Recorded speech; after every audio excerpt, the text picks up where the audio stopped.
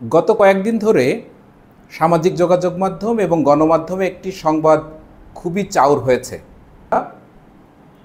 সরকারি কর্মচারীরা তাদের সরকারি চাকরির যে অধ্যাদেশ 2025 সরকার প্রবর্তন করেছে সেটির বিরুদ্ধে তারা আন্দোলনে আছেন বিভিন্ন মন্ত্রণালয় এবং বিভাগের কর্মচারীরা।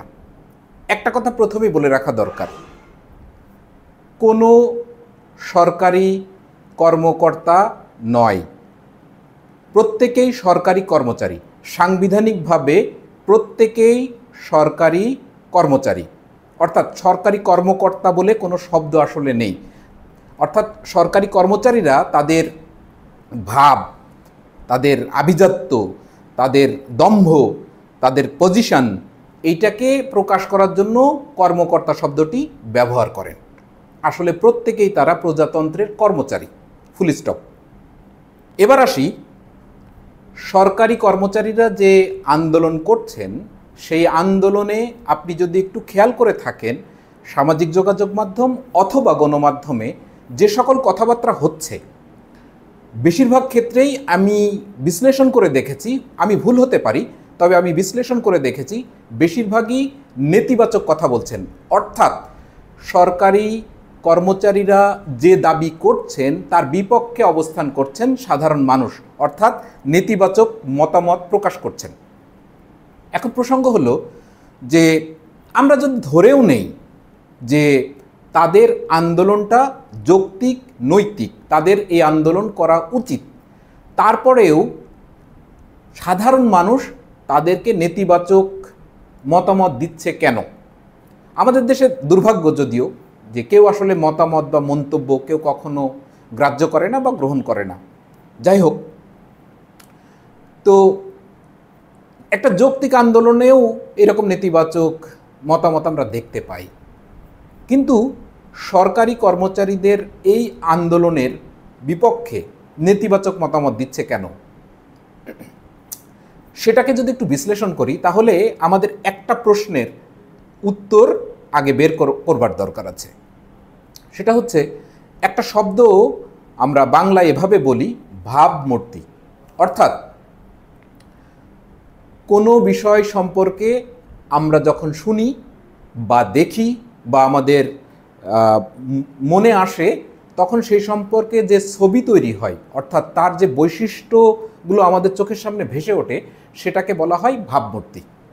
যেমন একটা উদাহরণ দেওয়া যেতে পারে, যে ধরে নেওয়া যাক যে বাংলাদেশের রাজনীতি, এই বিষয়টা যখন আমাদের সামনে আসে কি কি বৈশিষ্ট্য ভেসে ওঠে। যেমন একটা ভেসে ওঠে রাজনীতি মানে মিছিল, রাজনীতি মানে মিটিং করা, রাজনীতি মানে হচ্ছে ক্ষমতায় যাওয়া, বিপক্ষ দলকে পদানত করা, রাজনীতি মানে হচ্ছে ক্ষমতা দখল করা, রাজনীতি মানে হচ্ছে অগাধ টাকা বানানো, ইত্যাদি ইত্যাদি। অর্থাৎ আবার রাজনীতি মানে জনগণের সেবা করা, ওইরকম ইতিবাচকও অনেক কিছু আছে। অর্থাৎ ওই বিষয়টি শোনার পরপরই আমাদের মনে এবং মস্তিষ্কে যে বৈশিষ্ট্যের ছবিগুলো তৈরি হয় সেটাকেই বলা হয় ভাবমূর্তি।